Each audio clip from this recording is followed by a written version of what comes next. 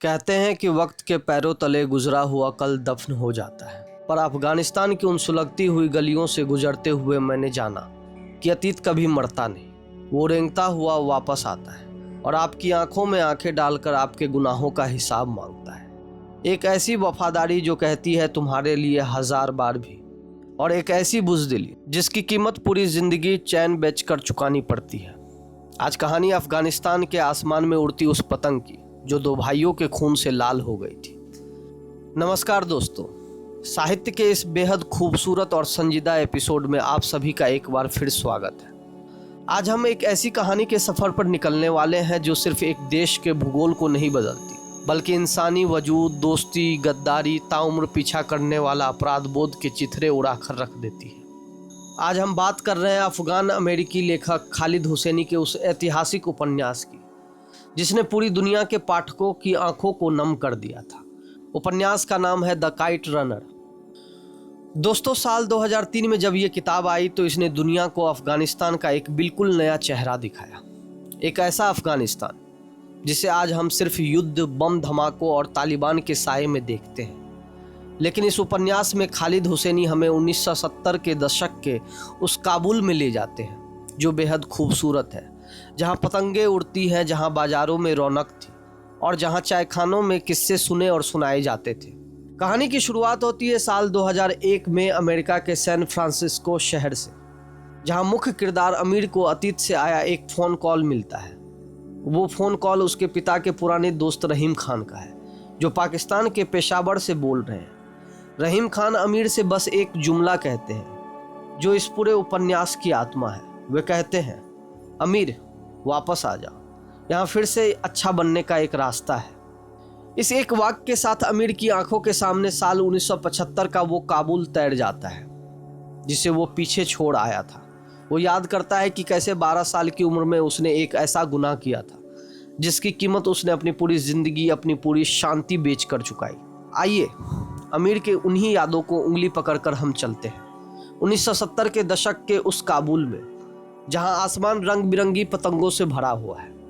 काबुल का एक आलीशान बंगला जहां अमीर अपने पिता के साथ रहता है। अमीर के पिता, जिन्हें वो बाबा कहता है, काबुल के एक बेहद अमीर, रसूखदार और ताकतवर इंसान है। लेकिन बाबा और अमीर के बीच एक अजीब सी दूरी है। अमीर एक कमज़ोर, संवेदनशील लड़का है जिसे किताबें पढ़ना और कहानियाँ लिखना पसंद है, जबकि बाबा चाहते हैं कि उनका बेटा उनकी तरह एक फौलादी और निडर इंसान बने। अमीर हमेशा बाबा के प्यार और उनकी तारीफ पाने के लिए तरसता रहता है। लेकिन इसी बंगले के अहाते में एक छोटा सा मिट्टी का घर भी है जहां रहता है हसन। हसन अमीर के घर के वफादार नौकर अली का बेटा है। यहाँ खालिद हुसैनी अफगानिस्तान के एक बहुत बड़े सामाजिक और धार्मिक बंटवारे को हमारे सामने रखते हैं। अमीर पश्तून समुदाय से है, जो कि वहाँ का शासक और अमीर वर्ग है, और वो एक सुन्नी मुसलमान है। दूसरी तरफ हसन हजरा समुदाय से है, जो अफगानिस्तान में एक शोषित, गरीब और अल्पसंख्यक समुदाय माना जाता है। वो एक शिया मुसलमान है। हसन के चेहरे की बनावट मंगोल जैसी है, जिसके कारण उसे रास्ते में चलते हुए लोग ताने मारते हैं। लेकिन इस सामाजिक खाई के बावजूद अमीर और हसन बचपन के पक्के दोस्त हैं। दोनों ने एक ही दाई का दूध पिया है। दोनों का पहला शब्द भी एक दूसरे से जुड़ा था।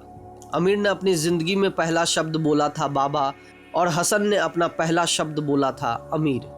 हसन पढ़ा लिखा नहीं है, लेकिन वो बेहद वफादार, बहादुर और मासूम है। अमीर जब भी उसे कोई कहानी सुनाता, हसन उसे मंत्रमुग्ध होकर सुनता। और सबसे बड़ी बात, हसन काइट रनिंग यानी पतंगबाजी का उस्ताद है। वो एक ऐसा काइट रनर है जो पतंग के कटने से पहले ही भांप लेता है कि वो कहाँ जाकर गिरेगा। हसन अमीर से बेइंतहा मोहब्बत करता है। जब भी अमीर पर कोई मुसीबत आती है, हसन उसके आगे ढाल बनकर खड़ा हो जाता है। उपन्यास का एक बेहद मशहूर और दिल को छू लेने वाला संवाद है। जब अमीर हसन से पूछता है, क्या तुम मेरे लिए ये काम करोगे, तो हसन मुस्कुराकर अपनी गुलेल संभालते हुए कहता है, तुम्हारे लिए 1000 बार भी। ये वाक्य हसन की उस अंधी और निश्चल वफादारी का प्रतीक है जिसे अमीर शायद समझ नहीं पाता या फिर उसका मूल्य नहीं चुका पाता। कहानी का सबसे बड़ा और खौफनाक मोड़ आता है साल 1975 की सर्दियों में। काबुल में एक बहुत बड़ी पतंगबाजी प्रतियोगिता का आयोजन होता है। अमीर के लिए ये प्रतियोगिता सिर्फ एक खेल नहीं है, ये बाबा का दिल जीतने का आखिरी मौका है। वो जानता है कि अगर आज उसने इस प्रतियोगिता को जीत लिया तो बाबा उसे गले से लगा लेंगे और उसकी आंखों में अपने बेटे के लिए गर्व होगा। खेल शुरू होता है। पूरा काबुल अपनी छतों पर आसमान पतंगों से पटा हुआ। अमीर पतंग उड़ा रहा है और हसन उसकी चरखी थामे खड़ा है। दोनों की जुगलबंदी कमाल करती है और एक एक करके सारी पतंगे कट जाती है। अंत में आसमान में सिर्फ 2 पतंगे बचती है, एक अमीर की और दूसरे नीले रंग की एक अनजान पतंग। पूरा शहर सांस रोके देख रहा है। अमीर अपनी डोर खींचता है, पेच लड़ाता है और ढील देते ही वो नीली पतंग कट जाती है। अमीर प्रतियोगिता जीत जाता है। बाबा छत से जोर से चिल्लाते हैं, शाबाश अमीर। अमीर की खुशी का ठिकाना नहीं रहता। अब रिवाज के मुताबिक उस कटी हुई नीले पतंग को लूट कर लाना था, क्योंकि वो जीत की सबसे बड़ी ट्रॉफी थी। हसन अमीर को देखता है और कहता है, मैं उसे अभी लेकर आता हूँ अमीर आगा, तुम्हारे लिए 1000 बार भी। और हसन उस पतंग के पीछे दौड़ता है। अमीर हसन के पीछे पीछे जाता है। वो एक तंग और अंधेरी गली के मुहाने पर आकर रुक जाता है। गली के भीतर का दृश्य देखकर अमीर के पैर थम जाते हैं। वहां काबुल का एक आवारा और क्रूर लड़ाका आसिफ अपने 2 साथियों के साथ हसन को घेरे खड़ा है। आसिफ एक कट्टर पश्तून है जो हजारा लोगों से नफरत करता है। आसिफ हसन से कहता है, ये नीली पतंग मुझे दे दो, नहीं तो अंजाम बुरा होगा। लेकिन हसन उस पतंग को अपनी छाती से चिपकाए खड़ा है। वो कहता है, ये पतंग मेरे अमीर आगा की है, मैं इसे किसी को नहीं दूंगा। क्रोध में आकर आसिफ और उसके दोस्त हसन पर हमला कर देते हैं। वे हसन का यौन उत्पीड़न करते हैं। इस पूरी घटना के दौरान अमीर उस गली के कोने पर खड़ा सब कुछ देख रहा है। वो चाहता तो चिल्ला सकता था, वो चाहता तो अपने दोस्त को बचाने के लिए आगे बढ़ सकता था, लेकिन उसके भीतर का डर, उसकी कमजोरी और उस नीली पतंग को पाने की लालसा उसे रोक देती है। वो सोचता है कि अगर वो बीच में गया तो आसिफ उससे वो पतंग छीन लेगा और वो बाबा के सामने फिर से हार जाएगा। आमिर वहां से चुपचाप दुम दबाकर भाग जाता है। वो ऐसे नाटक करता है जैसे उसने कुछ देखा ही नहीं। थोड़ी देर बाद हसन उस नीली पतंग को लेकर लहूलुहान हालत में, फटे कपड़ों और कांपते पैरों के साथ अमीर के पास आता है। अमीर पतंग ले लेता है। बाबा उसे गले लगा लेते हैं, लेकिन अमीर जानता है कि इस गले लगाने की कीमत उसने अपने सबसे वफादार दोस्त की आत्मा का सौदा करके चुकाई है। इस घटना के बाद अमीर के भीतर अपराध बोध का एक ऐसा पहाड़ टूटता है जो उसे 24 घंटे जलाता है। वो जब भी हसन को देखता है उसे अपना वो डरपोक चेहरा याद आ जाता है। वो हसन की वफादारी को बर्दाश्त नहीं कर पाता। हसन का चेहरा उसके लिए एक ऐसा आईना बन जाता है जो रोज उसे बुज़दिली का याद दिलाता है। अमीर चाहता है कि हसन उसकी आंखों के सामने से दूर हो जाए। वो अपने ही जन्मदिन पर मिले उपहारों में से एक महंगी घड़ी और कुछ पैसे हसन के बिस्तर के नीचे छुपा देता है और बाबा से झूठ बोलता है कि हसन ने चोरी की है। बाबा जब हसन से पूछते हैं तो हसन जानता है कि ये अमीर का झूठ है, लेकिन अपनी वफादारी का आखिरी हद पार करते हुए हसन कह देता है, हाँ बाबा, मैंने चोरी की है। बाबा रो पड़ते हैं।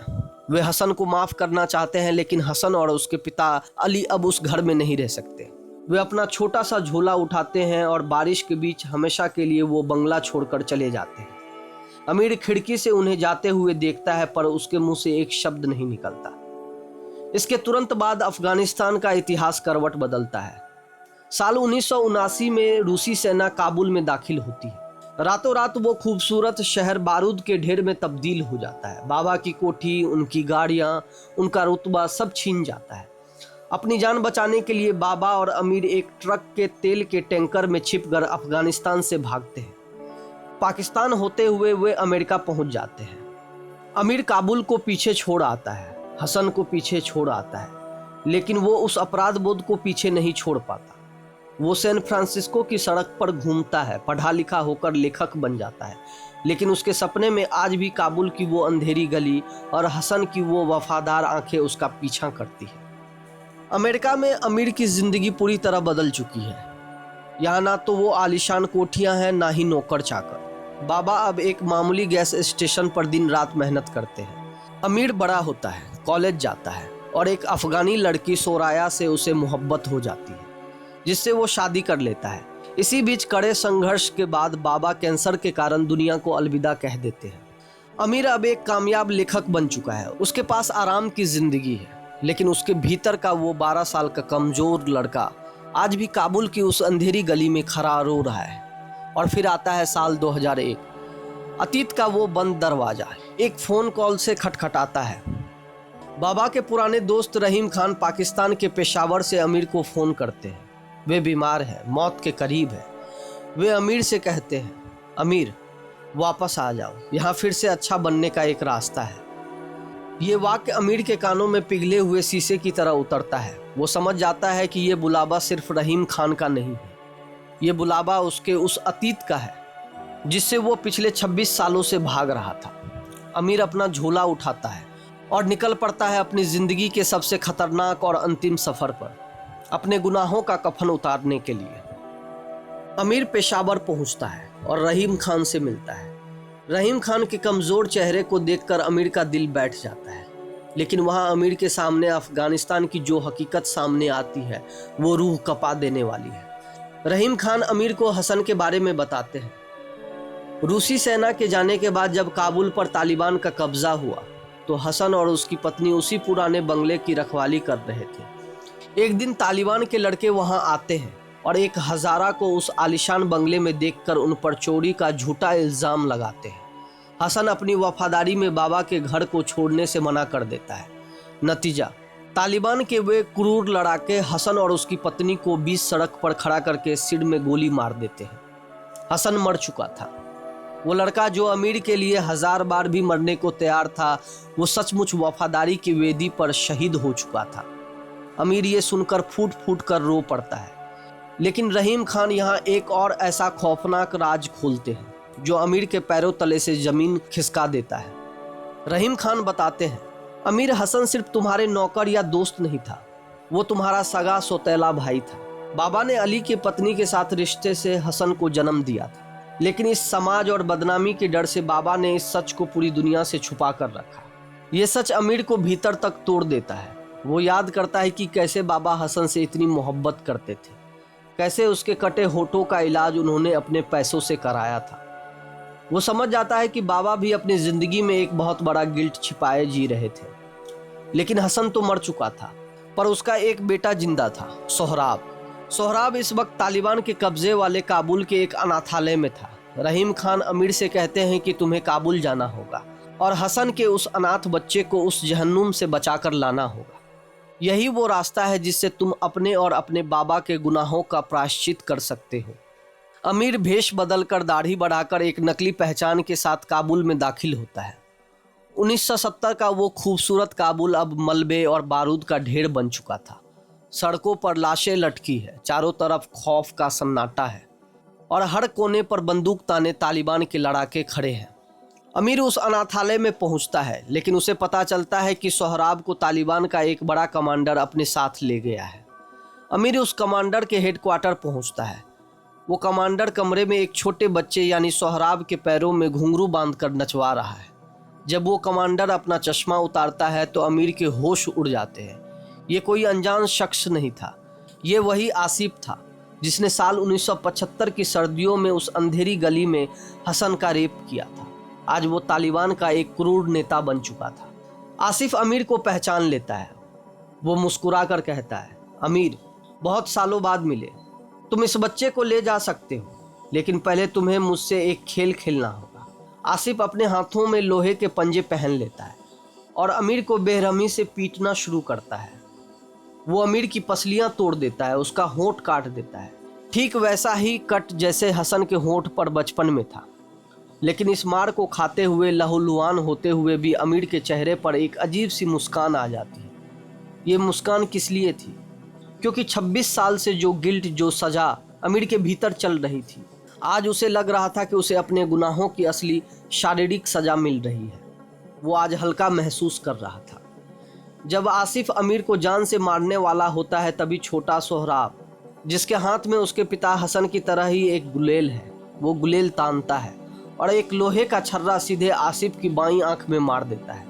आसिफ दर्द से चीख उठता है और उसी अफरा तफरी के बीच अमीर और सोहराब वहां से भाग निकलने में कामयाब होते हैं। अमीर सोहराब को लेकर किसी तरह अमेरिका पहुंच जाता है, लेकिन सोहराब उस अनाथालय और तालिबान के खौफनाक दौर के कारण पूरी तरह सदमे में है।